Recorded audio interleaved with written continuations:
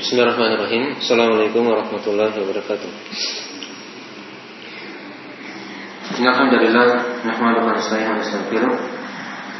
Wa na'udzu billahi min shururi anfusina wa min sayyiati a'malina. May yahdihillahu fala mudilla lahu wa may yudlil fala hadiya lahu.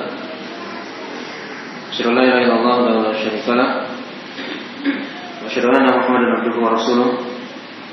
Sallallahu alaihi wa alihi wasallam wa man tabi'ahum bi ihsan ila yaumil wa ba'd. Masyaallah ikhwan wa akhwat fillah, azanillahu wa iyyakum rahimani wa rahimakumullah.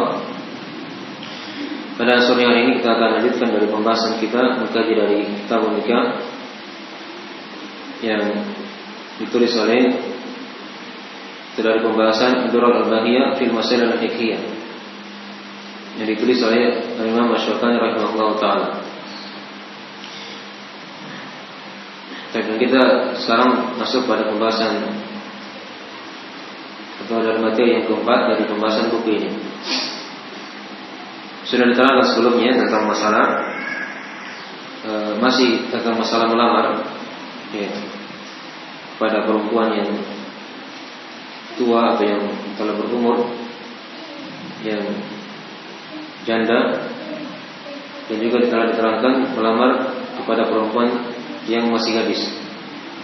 Ada rincian-rincian yang sudah diterangkan ya. Nah, berikutnya pada pembahasan kali ini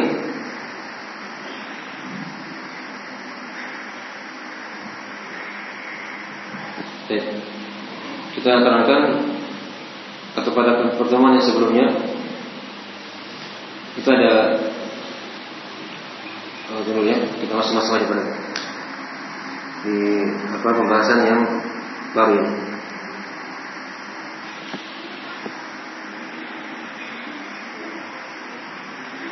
Baik. Tentang masalah hal yang diharamkan saat melamar. Ya. Hal-hal yang diharamkan saat melamar. Nah,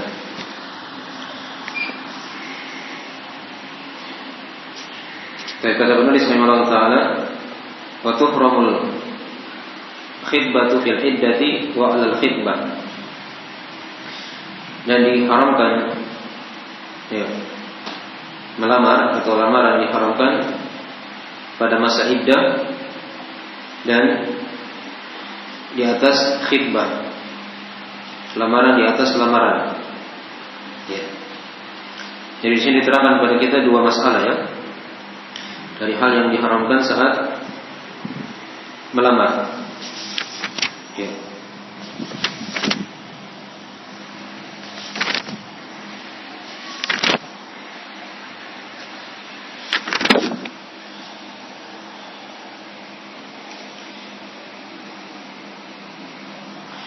Telah diterangkan ya sudah dalam pembahasannya bahwasanya melamar ini dari hal yang disunahkan, bukan dari hal yang wajib.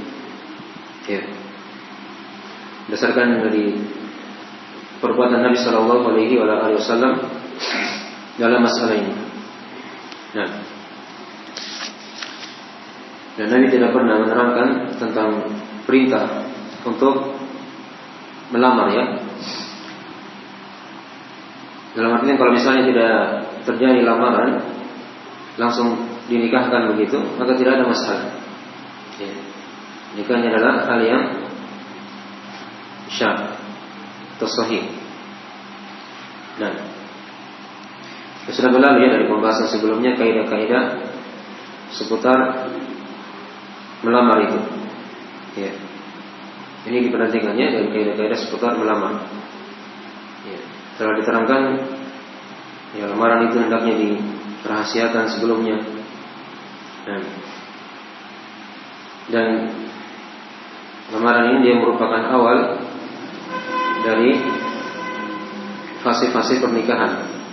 Ya, dari fase-fase pernikahan. Dan asalnya melamar itu adalah dari pihak laki-laki.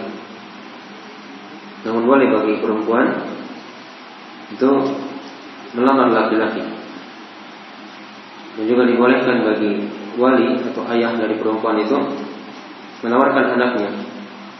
Nah, ini yang sudah kita baca dari pembahasan dari hadis Umar bin Khattab. Ketika beliau menawarkan Hafsah bintu Umar, putri beliau, radhiyallahu taala anhuma. Nah, dan juga bagaimana Khadijah radhiyallahu taala anha itu melamar kepada Nabi sallallahu alaihi wasallam. Dari hal-hal yang dibolehkan dalam masalah ini. Nah, kemudian di pembahasan kali ini akan diterangkan tentang masalah lamaran di masa iddah. Ya. Lamaran di masa iddah. Tadi diterangkan oleh beliau, wa tuhramul khitbatu fil iddah. Dan diharamkan lamaran itu di masa iddah. Baik. Sejelas tu. Jelas sekali. Nah.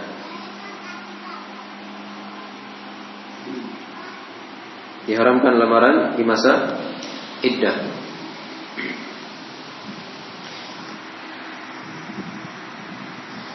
Maksudnya lamaran yang bagaimana? Ya. Yang diharamkan di sini di masa iddah, yaitu lamaran yang sifatnya terang-terangan, gitu ya. Ini maksud dari larangan di situ. Dan dari hal yang disepakati oleh para ulama, tidak diselang pendapat. Maksudnya kalau dia melamar dalam bentuk terang-terangan, itu dari hal yang diharamkan di masa iddah. Nah, baik.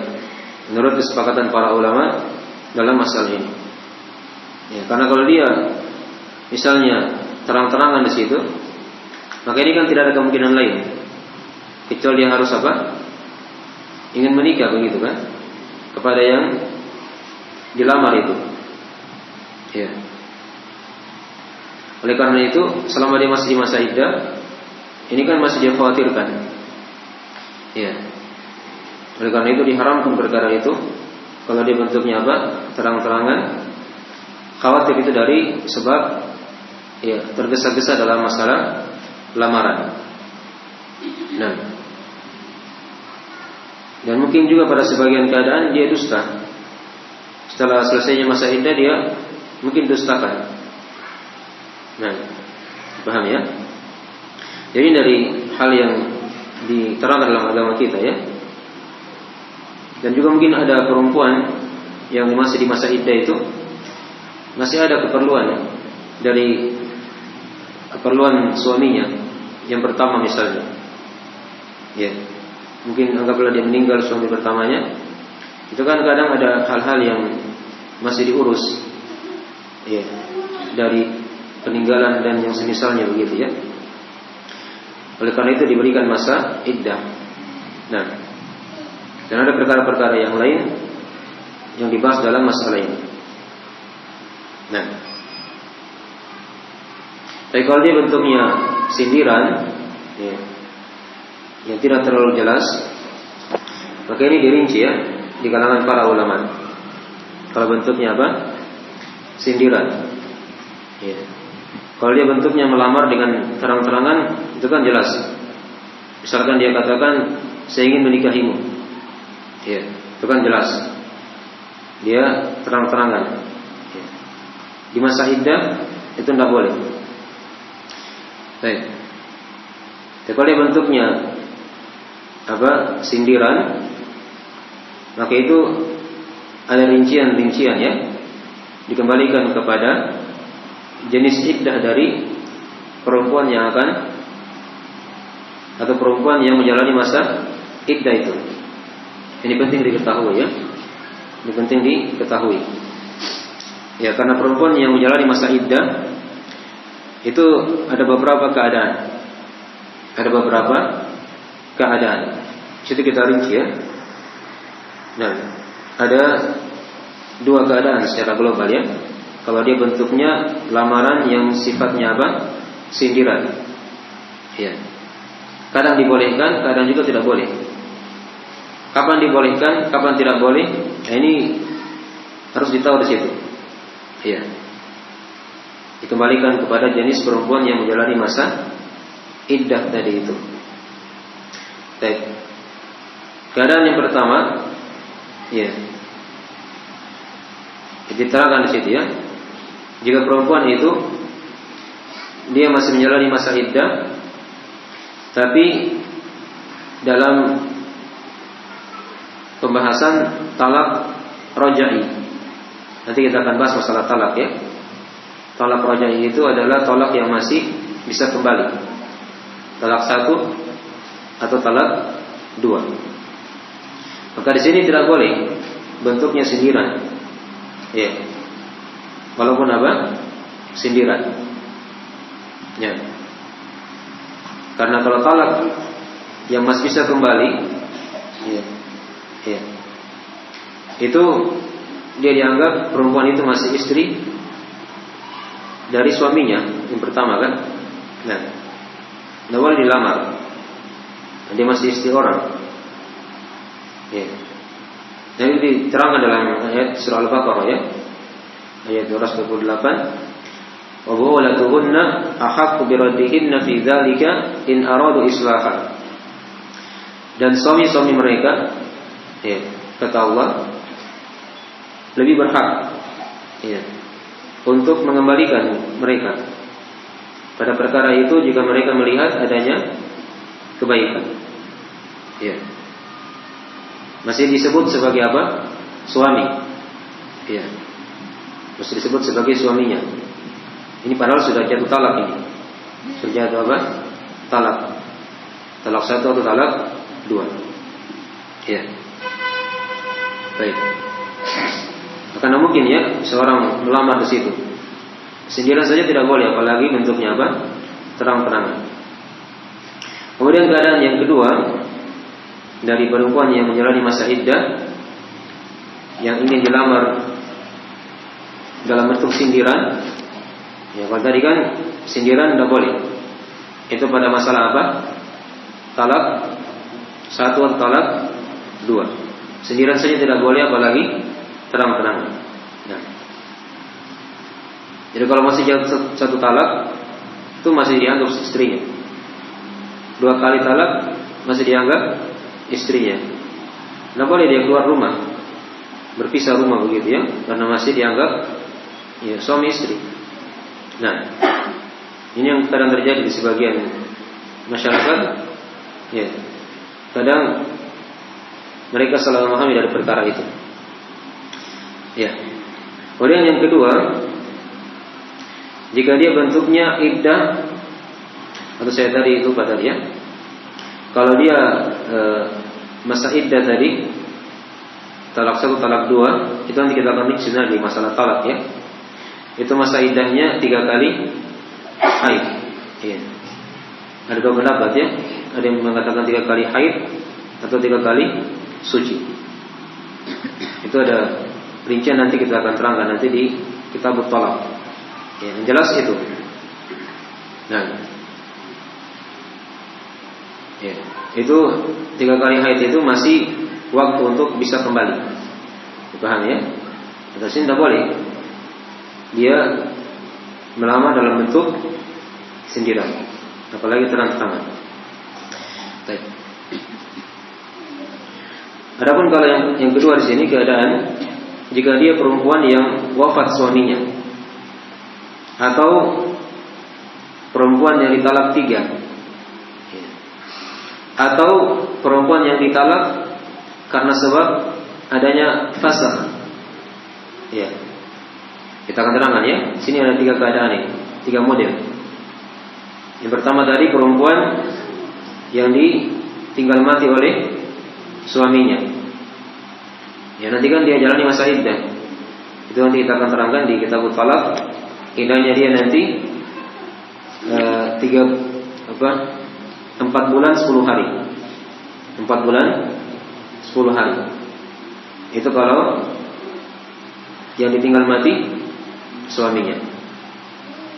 Kalau yang ditalak 3, ya, itu iddahnya 1 kali haid. Ya. cukup 1 kali haid sudah selesai masa iddah. Ya. Apakah mungkin 1 bulan? Itu kan dari haidnya kan. Nah, kalau tidak haid berarti ditunggu sampai dia mungkin dia hamil. Berarti harus ditunggu sampai dia melahirkan. Ya, sampai dia melahirkan. Iddahnya sampai melahirkan. Nah, kalau tidak hamil, ditandai dengan 1 kali haid, maka di situ sudah selesai masa iddah untuk perempuan yang ditalak 3. Atau jenis yang ketiga, ya, yang ditalak karena sebab fasakh. Ya. Apa itu fasakh? Ya. Fasakh nikah itu dia bentuknya semacam pemisahan dari hakim. Ya, kalau misalnya ada hakim yang memisahkan karena sebab ya, misalnya si perempuan ini dia minta talak, ya, suaminya diiyakan, ya, karena mungkin ada aib dan seterusnya begitu sehingga mereka berpisah, maka ini ya langsung dipisahkan oleh hakim dan dia tidak ada di situ apa? Iddah lagi. Tidak ada lagi apa? Iddahnya. Jelas ya? Langsung terpisah seperti itu.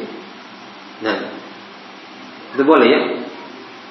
Atau kalau misalnya si orang tua tadi, orang tuanya perempuan ini dia lihat anaknya tidak bahagia sama suaminya misalnya. Ya. Terjadi banyak hal yang jelek, maka boleh si orang tua tadi itu dia minta kepada suami dari putrinya tadi itu untuk mentalaknya, dan nanti dia ganti dengan uang atau apa yang bisa diganti dari kesepakatan mereka. Dipahami ya? Maka ini dibolehkan seperti itu, Ya. Jadi kalau keadaan seperti ini, nah, yang ditinggal mati suaminya, atau yang telah ditalak 3, ya, atau yang difasakh tadi itu, nah, itu dibolehkan dia sindiran menurut pendapat mayoritas ulama. Dia melamar dengan bentuk sindiran menurut pendapat mayoritas ulama. Ya. Walaupun sebagian ulama mengharamkan perkara itu, tapi yang kuatnya insyaallah taala di sini adalah hal yang dibolehkan kalau dia bentuknya sindiran. Nah, dalilnya di situ kita bawakan ya, kisah Fatimah bintu Qais atau ayat dalam Al-Qur'an Karim surah Al-Baqarah ya, wala junaha 'alaikum fima aradtum bihi min khitbatin nisa, ya, aw aknantum fi anfusikum. Kata Allah, dan tidak ada dosa bagi kalian pada apa yang kalian tahrid, sindir dengannya dari lamaran kepada wanita, ya, atau apa yang kalian sembunyikan dalam hati-hati kalian. Ini di masa iddah ini, ya. Tapi syaratnya tadi apa? Perempuan yang ditinggal mati suaminya, yang masih menjalani iddahnya 4 bulan 10 hari boleh dalam kurun waktu itu dilamar dalam bentuk sindiran, ya. Ataupun dari perempuan yang talak 3 telah sudah pisah, tapi tinggal ditunggu 1 kali haid. Pada masa itu boleh dilamar dalam bentuk sindiran, ya. Tapi tidak boleh terang-terangan ya, karena ini masih masa iddah. Demikian pula tadi perempuan yang difasakh nikahnya oleh pengadilan misalnya atau hakim karena sebab perempuan yang meminta bisa, ya, kalau suaminya dia iyakan, apakah dia iyakan cuma-cuma atau mungkin nanti diganti dengan pembayaran, maka ini sudah selesai. Boleh dia melamar dengan bentuk sindiran. Ini 3 keadaan ya. Ya, 3 keadaan. Walaupun di keadaan yang ketiga tadi itu atau jenis perempuan yang ketiga tadi itu, walaupun dia misalnya ingin lamar juga terang-terangan juga boleh ya dalam masalah itu. Karena para ulama mengatakan itu tidak ada masalah. Dia tidak ada iddahnya, tapi itu keadaan jenis talak yang langsung terpisah begitu ya. Baik. Nah, dari yang tadi sudah kita bacakan ya, pembolehan secara ta'arif ini, ayat yang sudah kita bacakan dari di surah Al-Baqarah. Ya, ayat di surah Al-Baqarah. Baik.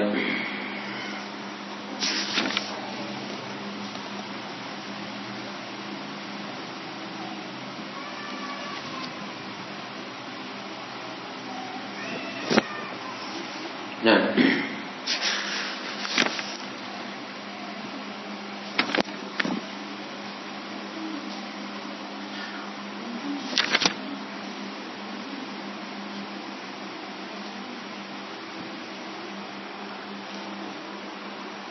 ya, kalau dia bentuknya sentilan itu kan dia tidak terang-terangan ya. Dia berkata, misalnya dia hanya katakan saya ingin menikah, gitu kan? Tapi dia tidak tunjuk misalnya sama si perempuan yang masih masa iddah itu. Ya. Dipahami ya?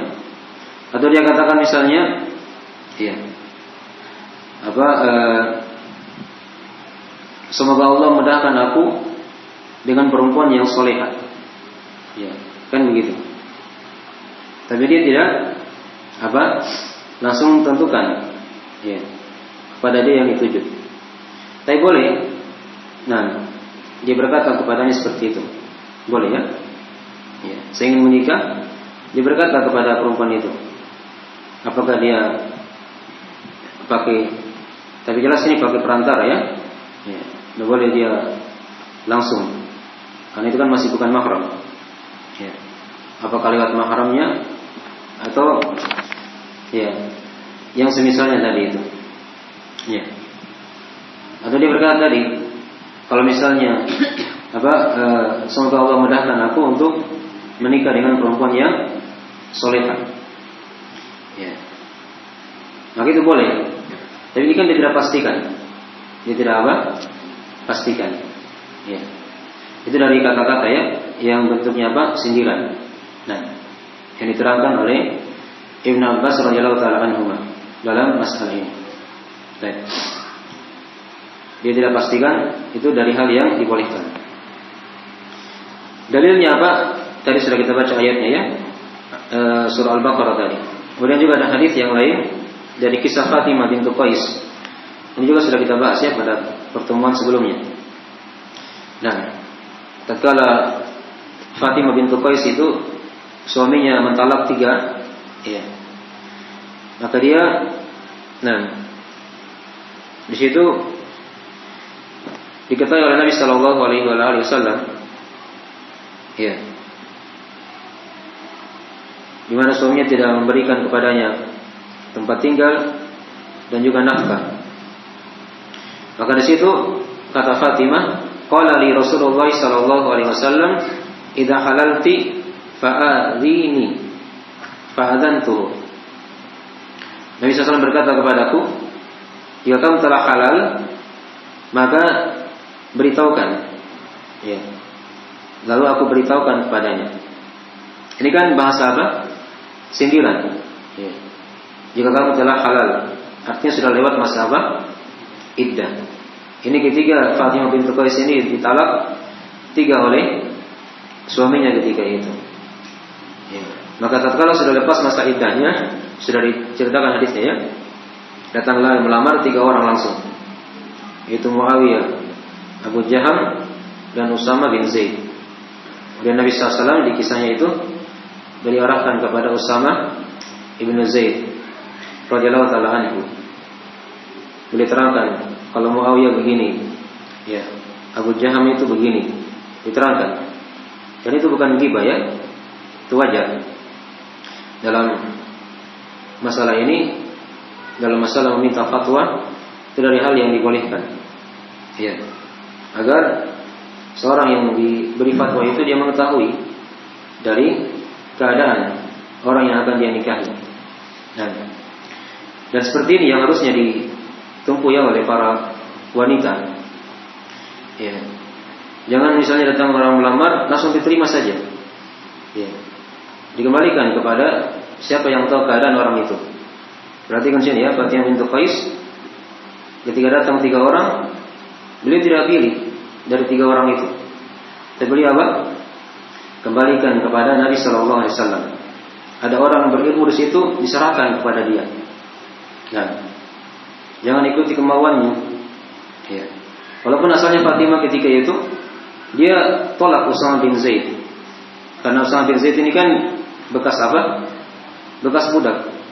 Iya, bekas budaknya Nabi sallallahu alaihi wasallam. Tapi kata Nabi, ya, nikahilah Usamah bin Zaid. Ternyata di situ Allah berikan kebaikan-kebaikan untuk mereka berdua. Dipahami ya? Nah, jadi seperti itu ya, dari adab dan etika dalam masalah apa? Menerima lamaran. Iya. Baik. Yang dilakukan oleh para sahabat ketika itu. Baik.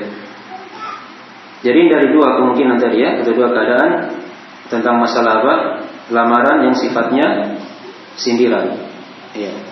Ada yang diharamkan, yaitu pada perempuan yang masih talak 1-2, dan ada yang dibolehkan, itu ketika perempuan yang ditalak 3 atau perempuan yang meninggal suaminya, atau yang dipisah karena apa? Fasakh. Ya, perempuan yang meminta pisah, begitu ya.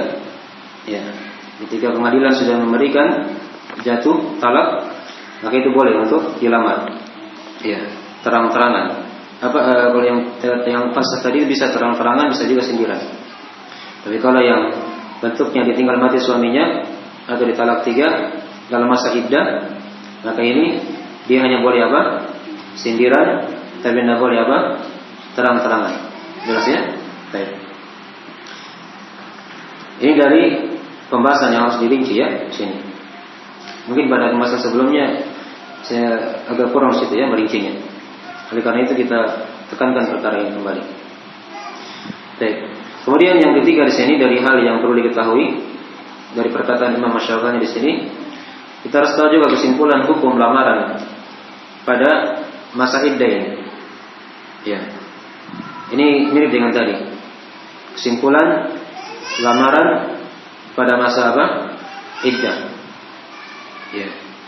Situ kita bagi 3 ya. Kita bagi 3.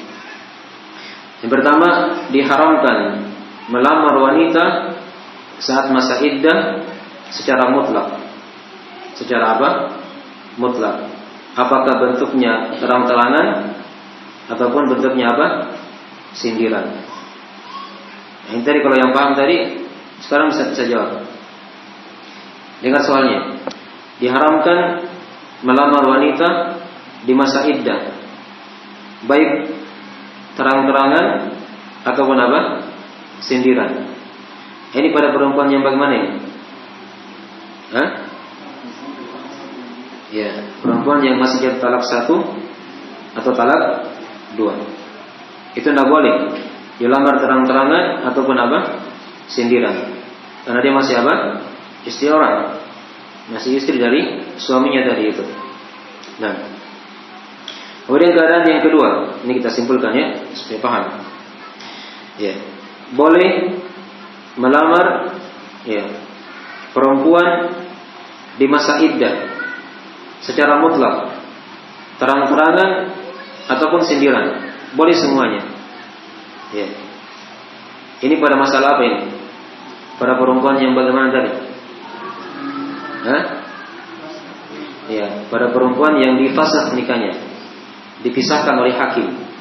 Ya. Maka ini boleh langsung terang-terangan. Ketika dipisah, tidak ada di situ masa apa? Iddahnya. Jelas ini ya. Nah, atau suaminya misalnya, walaupun dia tidak minta, dia langsung talak misalnya. Ya, talak 3. Itu juga boleh ya. Nah, tapi yang keadaannya yang paling banyak itu tadi, kebanyakannya itu dari perempuan yang meminta pisah begitu ya. Maka ini dibolehkan langsung terang-terangan ataupun sindiran. Ya. Kemudian yang ketiga, ya, boleh melamar perempuan di masa iddah hanya bentuk sindiran, tapi tidak boleh apa? Terang-terangan. Nah, ini pada perempuan yang bagaimana tadi? Boleh melamar perempuan secara sindiran di masa iddah, tapi tidak boleh terang-terangan. Ayo. Apa ini? Ya, pada perempuan yang meninggal suaminya, ya. Atau apa tadi? Perempuan yang sudah jatuh talak 3. Ini kita balik soalnya ya, supaya paham. Tadi itu kita ambil dari cara yang lain.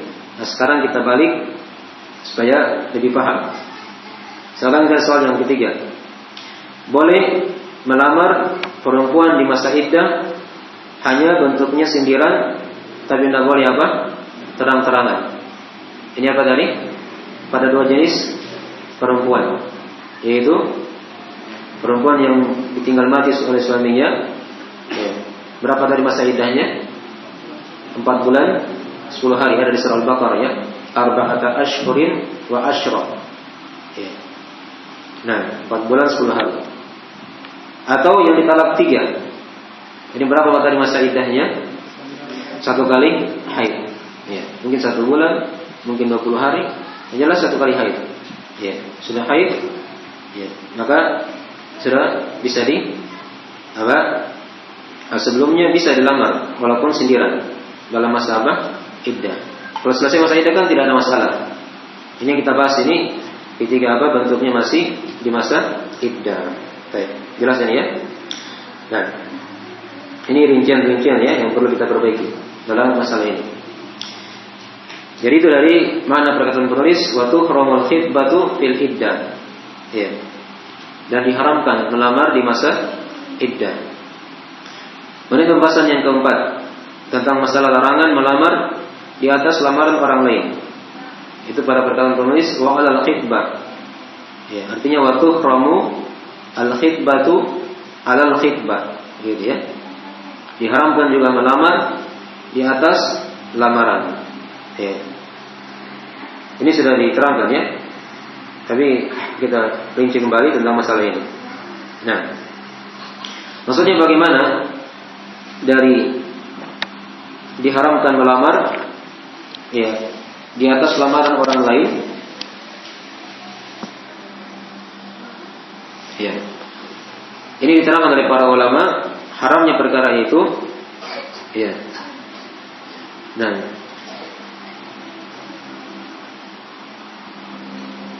jika dia telah mengetahui, ya, sudah ada yang masuk orang pertama kepada dia begitu ya melamar. Maka orang kedua ini diharamkan di situ dia masuk, ya, melamar. Karena dia sudah mengetahui. Ya. Nah,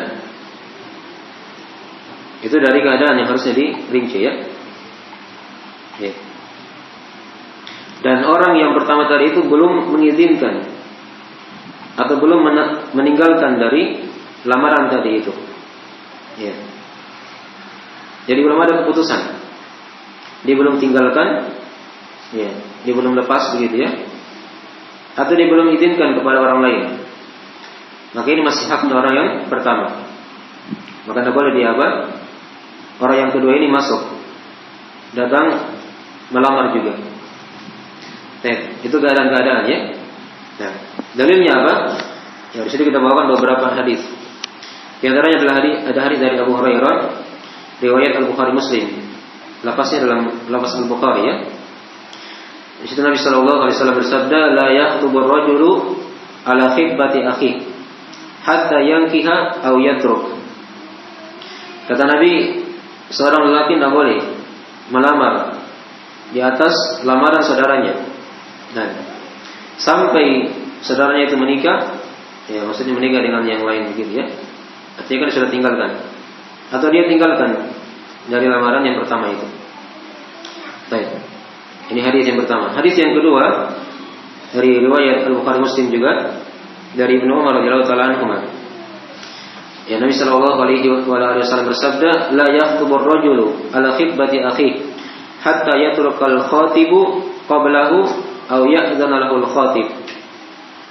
Ya, tidak boleh seorang lelaki melamar di atas lamaran saudaranya sampai saudaranya tadi itu yang sebelumnya dia tinggalkan. Artinya sudah selesai, saya tidak ada lagi urusan. Ya, terserah siapa lagi yang mau masuk. Ya. Atau dia izinkan orang lain masuk. Ini kan dia tidak lagi ada keperluan di situ. Ya. Dia tinggalkan atau dia izinkan orang lain. Dipahami ya? Jadi itu dibolehkan masuk orang yang kedua ketika sudah ada izin atau dia tinggalkan. Ya. Dan ini juga dari hal yang disepakati oleh para ulama. Tidak boleh seorang melamar di atas lamaran orang lain dengan keadaan tadi itu, sepanjang belum ada izin atau dia belum tinggalkan. Ya. Yang disepakati oleh para ulama dari Ibnu Arabi, Ibnu Qudamah, An-Nawawi, Ibnu Taimiyah, As-San'ani dan selainnya. Terus sekarang ada yang bertanya, ya, kalau tadi kejadiannya Fatimah bintu Qais itu bukan 2 orang yang datang, berapa orang? 3 orang. Ya, bagaimana ini? Apakah ini bertentangan dengan hadis tadi itu? Hah? Apa jawabannya? Ya, karena keadaan Fatimah bintu Qais tadi itu datang sekalian 3 orang, begitu ya. Nah, itu lain lagi masalahnya. Yang kita bahas hari ini kalau sudah ada diketahui orang pertama sudah masuk, ya, dia tahu begitu ya, maka tidak boleh orang kedua masuk lagi. Nah, baik. Jadi dibedakan tadi keadaannya ya. Karena kalau dia masuk lagi orang kedua ini merusak, ya, dari lamaran yang pertama kadang. Ya. Apalagi kalau ditahu misalnya orang kedua ini lebih bagus. Ya. Lebih apa? Lebih bagus misalnya. Mungkin dari sisi agamanya, ya, atau dari sisi yang lain, mungkin dia lebih bagus. Ini kadang berbahaya bagi orang yang apa? Yang pertama. Ya. Oleh karena itu kalau sudah tahu seperti itu jangan dia masuk kembali. Dipahami ya? Ini kadang bisa menimbulkan permusuhan, ya, di antara kaum muslimin. Nah, baik, jelas ini ya. Dan sekarang kalau misalnya yang lamar itu perempuan orang kafir, ya, apakah boleh orang kedua ini yang dia muslim dia masuk? Hah? Ini masalahnya orang kafir ini yang pertama. Ya. Mungkin dia tidak sholat, kan begitu. Nah, sholat kan kafir hukumnya. Ya. Apakah boleh orang yang kedua dan dia muslim masuk? Hah? Boleh ya. Apa dalilnya? Nah, tadi diterangkan di situ. Nabi kan larang di atas lamaran saudaranya, gitu ya. Lamaran apa? Saudaranya. Orang kafir saudara kita tuh bukan? Hah? Ya, orang yang tinggalkan salat itu bukan saudara kita. Fa in tabu wa aqamus salata wa atau zakat fa ikhwanukum fid din. Ya. Kata Allah, jika mereka bertobat, ya, kemudian mereka tegakkan salat, membayar zakat, maka mereka saudara kalian. Ya. Artinya kalau mereka tidak bertobat, tidak salat, berarti mereka apa? Bukan saudara kita. Jadi kalau ditahu seperti itu ada yang masuk dan dia bukan muslim, maka ya boleh orang kedua dia masuk. Dipahami ya? Boleh untuk orang yang kedua apa? Dia masuk. Nah, baik. Dipahami nih? Ini dari rincian ya tentang masalah itu. Ya. Mungkin kalau bahasa lainnya di sini diselamatkan. Ya. Daripada dia jatuh kepada orang kafir, ya. Dicarikan jalan yang lain supaya dia bisa mendapat suami orang yang muslim. Dipahami ya? Nah. Baik. Ya, di sini oleh karena itu para ulama merinci di sini ya. Ya. Dari beberapa keadaan dalam melamar di atas lamaran. Itu kita melakukan situ 2 rincian atau 2 keadaan. Nah, bukan yang keempat situ ya. Ya, keadaan yang pertama tadi ya. Kalau misalnya orang yang kedua ini, ya, dia sudah tahu ada orang pertama yang melamar dan dia dari seorang muslim. Nah, maka pada keadaan ini boleh tidak dia masuk? Tidak boleh. Dipahami ya? Tadi sudah diterangkan apa alasannya dari hadis, dari kesepakatan para ulama, dan juga dari hal yang bisa membahayakan saudaranya atau menimbulkan permusuhan di antara kaum muslimin. Ya. Maka tidak halal dia masuk. Diharamkan perkara itu. Ya. Baik. Ini dari hal yang disepakati oleh para ulama ya tentang masalah ini, haramnya. Ya. Terus sekarang ada masalah. Contoh ya, kasus. Kalau misalnya sudah ditahu ada yang melamar yang pertama, ya. Orang yang kedua dia nekat masuk, ya. Dan ternyata perempuan ini pilih orang yang kedua, ya. Misalnya, dan mereka menikah di situ. Apakah nikahnya syah? Ya. Dibedakan di sini ya. Masalah haramnya haram tadi. Tapi kalau masalah nikahnya itu apa? Syah. Karena ini tidak berkaitan dengan masalah rukun nikah atau syarat-syarat nikah, gitu ya. Tapi dia berdosa di situ. Ya, dia apa? Berdosa. Dosa besar. Tapi dari sisi nikahnya syah. Ini kalau misalnya ada kasus seperti itu ya. Ada kasus seperti itu. Baik. Jadi bukan berarti dia masuk kemudian dia menikah tidak syah, tidak ya. Nikahnya tetap apa? Syah dalam masalah ini. Baik. Ini keadaan yang pertama tadi ya. Dia tahu ya. Keadaan yang kedua, mungkin orang yang kedua ini, pelamar yang kedua, nah, dia tidak tahu di situ ya. Bahwasanya sudah ada yang datang yang pertama, kemudian dia masuk ya. Maka ini kan tidak ada masalah karena dia tidak sengaja ya. Dia tidak sengaja. Dipahami ya? Nah, apalagi kalau misalnya perempuan itu ya lebih condong kepada orang yang kedua, ya, maka ini tidak ada masalah. Karena kan tadi dia apa? Dia tidak tahu. Ya, ternyata sudah ada yang masuk. Ya, maka ini tidak ada masalah. Diterangkan oleh para ulama. Ini dari hal yang sepakati ya. Nah, ini tidak tahu, maka tidak ada masalah. Tidak ada masalah dalam masalah ini. Ya, di situ diterangkannya oleh para ulama, al-mar'atul lati la yu'lamu ahiya maktubatun am la, ya, ujiba khatibuha amrut. Ya. Perempuan yang dia tidak mengetahui, atau mungkin perempuan ini dia tidak tahu juga, sama tadi ya, laki-laki juga tidak tahu, perempuan juga tidak tahu. Misalnya kan ayahnya yang menikahkan, anggaplah, ya, dengan orang yang pertama. Perempuan mungkin tidak tahu. Ya, belum diberitahu misalnya sama ayahnya. Tapi orang yang kedua telah masuk misalnya, dan perempuan ini tahu, maka itu tidak ada masalah dia terima apa? Orang yang kedua. Dipahami ya?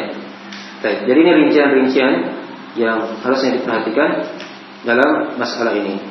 Baik. Baik, segera dulu ya. Ini insyaallah cukup. Iya, insyaallah berikutnya tentang masalah an-nadhar. Ini agak panjang pembahasannya, ada syarat-syaratnya dan butuh waktu untuk menjelaskannya. Jadi di sini diterangkan pada kita dua perkara yang diharamkan. Ya, diharamkan melamar di masa iddah dan dengan rincian-rincian tadi itu, dan diharamkan yang kedua pada dia melamar di atas lamaran orang lain, saudaranya, dengan rincian-rincian yang sudah diterangkan tadi. Ingat ya, di sini masing-masing ada rincian-rinciannya. Tidak secara mutlak. Ada rincian-rincian yang sudah diterangkan tadi itu yang perlu diperhatikan.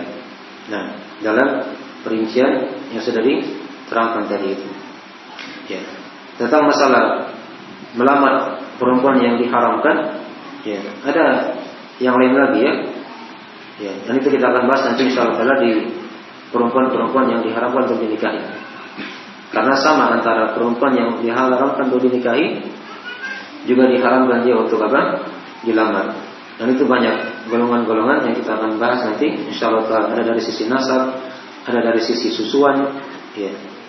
Ada juga dari sisi dia gabungkan antara dua orang, itu ada rincian-rincian dan akan datang penjelasan dari Imam Asy-Syafi'i tentang masalah itu. Baik. Jadi saya kira dulu ya dari akhir majelis kita pada sore hari ini. Ya, kalau ada yang kurang dipahami bisa ditanyakan.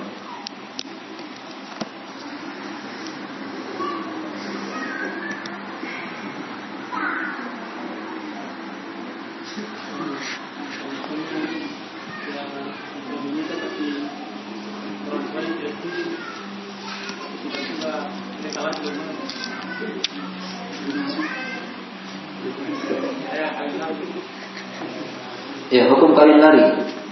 Ya, karena orang tua tidak setuju. Itu tidak boleh seperti itu ya. Itu jalan pintas namanya. Ya. Kalau orang tua tidak setuju itu ada jalan keluarnya. Dia pergi kepada pemerintah. Dan nanti pemerintah yang panggil orang tuanya. Ya. Apakah dari KUA atau pihak yang mengurus masalah itu. Ditanya kenapa dia tidak setuju kan begitu. Ada alasan-alasan. Ya. Jangan langsung bawa lari hanya orang. Ya, itu tidak boleh ya. Itu bukan mahram. Ya.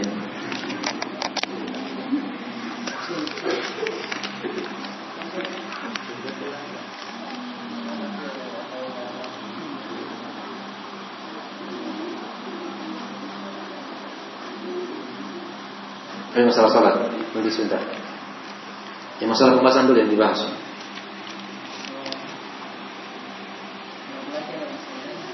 Hah?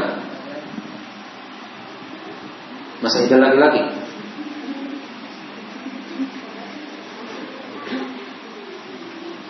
Kalau saya dalam masalahnya tidak ada ya. Kalau laki-laki yang kita bahas tadi kan perempuan. Ya, yang kita bahas apa? Perempuan. Nah. Tapi kayaknya ada pembahasan di situ dibahas oleh para ulama ya. Hanya saya lupa bentuknya bagaimana tentang iddah laki-laki. Ada kayaknya rincian-rincian nanti kita mungkin akan dapat nantinya insyaallah mungkin sebentar atau lewat. Dan secara umum perempuan tadi yang kita bahas.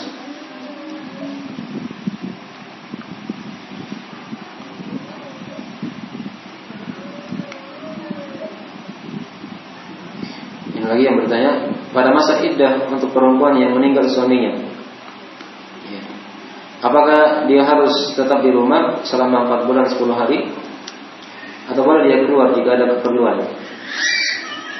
Nah, jika ada keperluan yang mendesak, ya tidak ada masalah dia keluar ya. Ingat syaratnya mendesak dalam masalah ini. Dan nanti akan ada rinciannya mungkin di kitab Talaq atau mungkin di pembahasan iddah nanti ya di masalah talaq. Nah.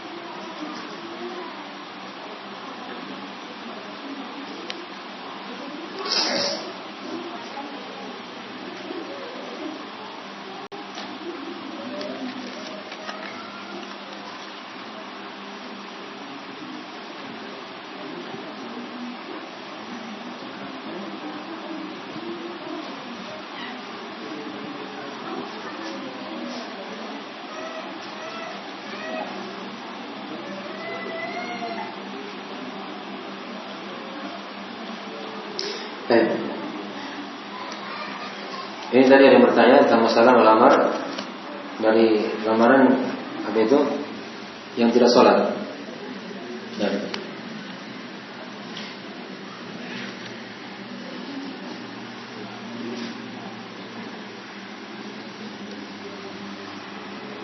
Sudah bertanya, apakah melamar di atas lamaran orang yang tidak sholat? Ya. Dengan menghukuminya kafir, ya, tidak termasuk menghukumi secara personal. Bukankah yang dihukumi adalah perbuatannya saja, bukan personalnya? Nah, itu yang menghukumi seperti itu bukan saya ya, tapi yang menghukuminya adalah para ulama. Jadi saya tadi itu nukil dari pendapat para ulama dalam masalah ini. Nah, ya kalau dia punya pendapat yang lain mungkin tidak ada masalah. Ya. Tapi para ulama memberikan begitu ya, arahan-arahan dalam masalah itu. Jadi dari hal yang dijalani saja. Nah, tentang masalah hukum apa tadi? Orang laki-laki yang tidak salat dia melamar perempuan yang muslimah. Ya. Nah,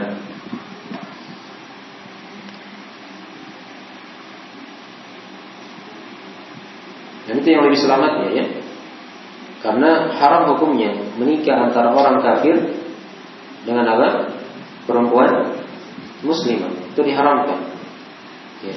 Wa hurrima dzalika 'alal mu'minin. Ya.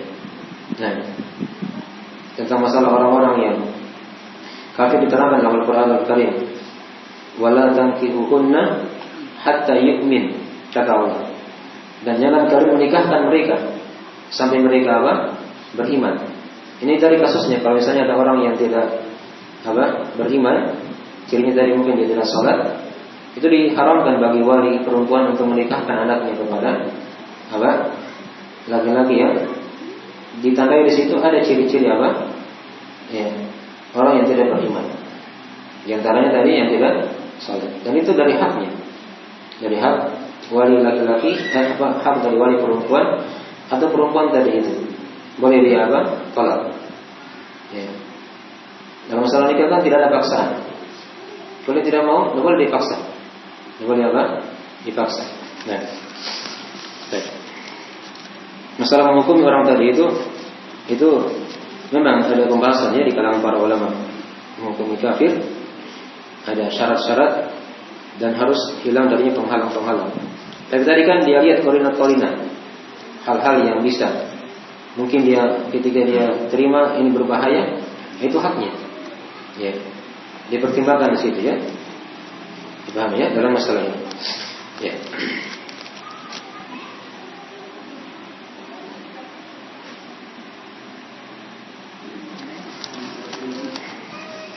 Masalah-masalah tadi nanti kita jawab ya kembali.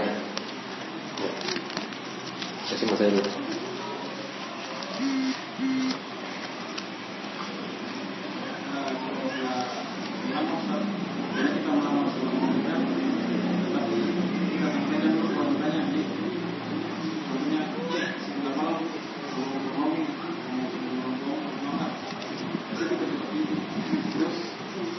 Disampaikan lewat apa?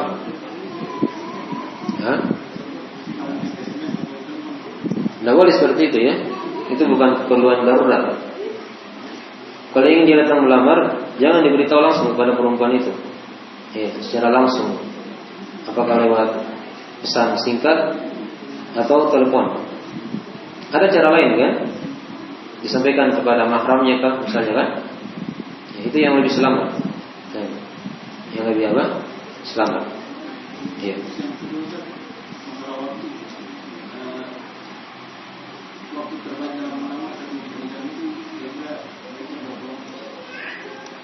Maksudnya bagaimana? Berapa lama waktunya? Oh, tidak ada masalah waktu situ ya, tidak ditentukan. Tapi yang paling bagusnya dia dipersegera.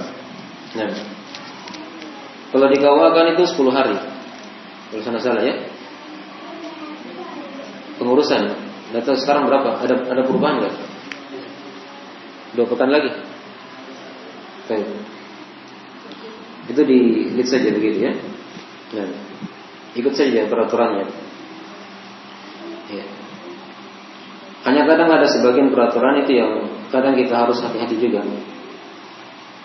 Seperti misalnya kalau di KUA itu sebelum menikah itu dihadirkan 2 orang calon suami apa? Istrinya disuruh duduk di situ. Ya. Jalan keluarnya harusnya dari perempuan tadi itu ada yang temani dari mahramnya agar mereka tidak apa bercampur baur di situ dari hal yang diharamkan. Itu bukan darurat situ ya. Nah. Jadi dilihat saja begitu ya. Ada mahram yang menemaninya agar mereka tidak apa berdua-duaan dalam keadaan ya mereka belum punya hubungan. Ya. Nah. Dan juga sekarang itu kadang ada sebagian memang, saya ingatkan di sini ya, ini terjadi. Sebagian keadaan, dan ini melanda para wanita ya. Ya, dengarkan bagi para wanita. Saya tidak tahu ini apakah dari programnya orang kafir, ya, yang masuk di peraturan, ya, ada suntikan, ya, sebelum menikah, itu dihindari ya, suntikan menunda kehamilan. Ada sekarang program seperti itu ya. Ya. Ini kadang tahunan dia tertunda. Dan ini sudah ada korbannya. Ya. Sudah ada apa? Yang menjadi korban. Jadi kalau misalnya ada keterangan begitu, minta aja surat keterangan dari puskesmas. Ya. Dosa dia suntik. Ya. Dosa dia apa? Suntik. Itu bukan syarat. Apalagi rukun nikah bukan ya. Nah. Ya. Jadi itu dihindari ya masalah itu. Diingatkan ada memang yang begitu modelnya. Dan ini terjadi di seluruh daerah ya. Ada suntikan begitu. Kadang alasannya macam-macam. Ya. Itu tidak usah dipenuhi. Diminta aja surat keterangan. Ya. Dan itu insya Allah kalau tidak ada masalah. Nah.